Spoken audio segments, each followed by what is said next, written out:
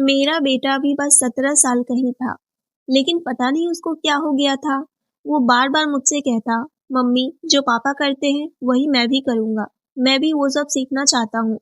मैं उसे बार-बार समझाती, "बेटा, अभी तुम बहुत छोटे हो, कम से कम 18 साल के तो हो जाने दो, फिर जो दिल करे करना।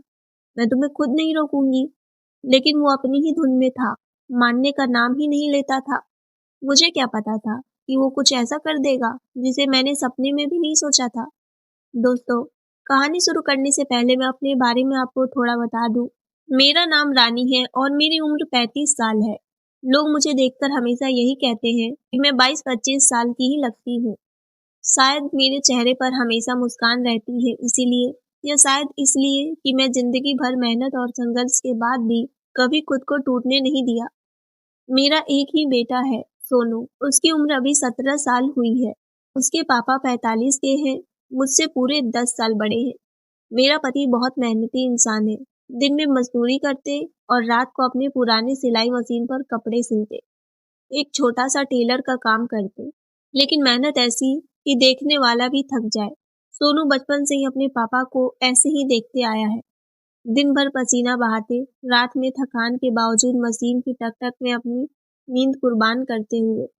शायद इसी वजह से उसके अंदर भी एक अलग तरह की आग जन्म ले चुकी थी। वो अपने पापा जैसा बनना चाहता था, मेहनती, जिम्मेदार और मजबूत। लेकिन मैं एक माँ हूँ, मेरा दिल डरता है। मैं नहीं चाहती कि इतनी छोटी उम्र में वो जिम्मेदारियां का बोझ उठाए। मैं चाहती थी कि पहले पढ़ लिख ले, अपनी जिंदगी समझे, फिर खुद फैसला करे। लेकिन वो जिद्दी था। एक दिन उसने मुझसे कहा, "मम्मी, मैं भी रात में पापा की तरह मशीन पर बैठूंगा। मैं भी सीखूंगा। मुझे भी पापा जैसा बनना है।" उसकी आंखों में चमक थी, लेकिन मैं डर गई। मेरे पति भी जब रात में घर लौटते, तो सोनू उनसे यही पूछा, "पापा, मुझे भी सिखाओ ना। मैं भी कपड़ा सिलना चाहता हूँ। मैं भी अपने लिए कुछ करना चाहता हूँ।" मेरे पति हंसकर बोले, "अरे पागल, अभी तेरी उम्र नहीं है। अभी तू खेल, पढ़ाई कर, दुनिया देख और फिर आकर मेरे साथ काम करना।" लेकिन सोनू नहीं मानता। उसके लिए उसके पापा किसी हीरो से कम नहीं थे।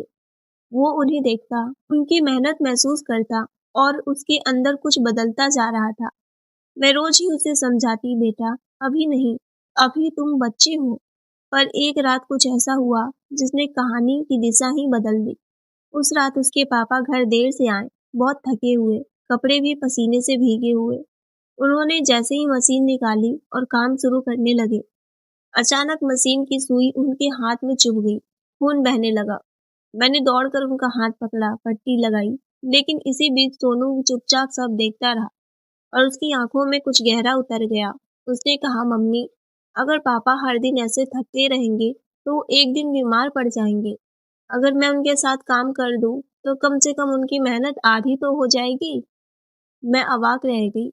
उसने आगे कहा, "मम्मी, मैं पापा को ऐसे टूटते हुए नहीं देख सकता। मुझे सीखना ही होगा। मुझे बड़े होने का इंतजार नहीं करना।" उस दिन पहली बार मुझे एहसास हुआ कि ये जिद नहीं, उसके दिल की जिम्मेदारी है। उसने बचपन से जो देखा, पसीना, मेहनत, संघर्ष, वो सब उसके अंदर गहराई से बस चुका है। उसके अंदर पापा के लिए प्यार था और उस प्यार ने उसे उम्र से ज़्यादा परिपक्व बना दिया था। लेकिन मैं भी चिंतित थी। उसके पापा ने उसे समझाया, "सोनू, काम करना बड़ी बात नहीं, ज़िम्मेदारियाँ सँभालना बड़ी बात है। लेकिन अगर तू सच में सीखना चाहता है, तो पहले पढ़ाई खत्म कर।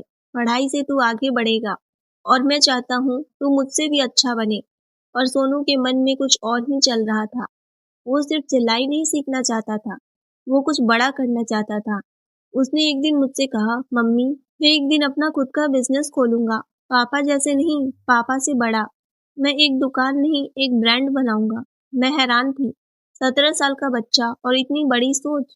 उसने बताया कि वो अपने स्कूल में बिज़नेस स्टडीज़ पढ़ रहा है और उसके टीचर ने उसे प्रेरित किया है कि अगर मेहनत और सच्ची नीयत हो, तो कोई भी काम छोटा नहीं होता। उसने धीरे-धीरे रात में अपने पापा को मशीन पर काम करते देखना शुरू किया। सुई कैसे डालते हैं, धागा कैसे चढ़ाते हैं, कटिंग कैसे होती है, वो सब बिना छुए, बस देखकर सीख रहा था। कई बार उसके पापा हंसते और कहते, "क्या देख रहा है?" तो वो मुस्कुरा देता, "कुछ नहीं पापा, बस सीख रहा हूँ।" धीरे-धीरे वो छोटी-छोटी चीजें खुद करने लगा। एक दिन उसने अपने पापा की पुरानी शर्ट उठाई, उसे खोला, पुरानी पैटर्न समझा और फिर उसी कपड़े की मदद से एक नई बनाकर रख दी। जब उसके पापा ने शर्ट देखी तो दंग रह गए। ये किसने बनाई? उन्होंने पूछा। सोनू ने झिझकते हुए कहा, मैंने। मेरे पति ने उसे उसे कस कर गले लगा लिया। उसकी आंखों में आंसू थे, गर्व के आंसू। उस दिन से उन्होंने सोनू को रोकना बंद कर दिया। अब वो दोनों साथ बैठकर रात में मशीन चलाते। मैं उन्हें देखती रहती। पिता पुत्र की ये जोड़ी जैसे एक फिल्म की दृश्य लगती थी। सोनू कई बार मशीन चलाते चलाते अपनी कल्पनाओं की दुनिया में खो जाता था। वो बोलता, पापा, एक दिन हम अपनी दुकान खोलेंगे, उसमें हमारा नाम होगा सोनू एंड फादर्स टेलर। उसके पापा मुस्कुराकर कहते, और सबसे पहली कुर्सी तेरी होगी। सोनू कहता, नहीं पापा, पहली कुर्सी आपकी होगी, मैं तो उसके बाद बैठूंगा। लेकिन सोनू सिर्फ सिलाई सीखने तक नहीं रुका। उसने बिजनेस की किताब पढ़नी शुरू कर दी।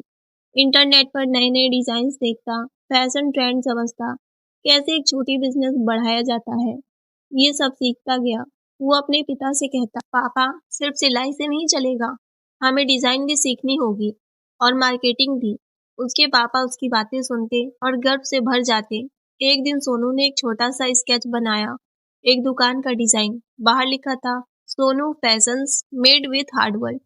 मैंने वो स्केच देखा तो मेरी आंखें नम हो गई। वो बच्चा जो बचपन में खिलौने मांगता था, आज अपने पापा की जिंदगी बदलने का सपना देख रहा था। मेरी सारी चिंताएं उस दिन थोड़ी कम हुई। उसने धीरे धीरे अपने घर में ही छोटे छोटे कपड़े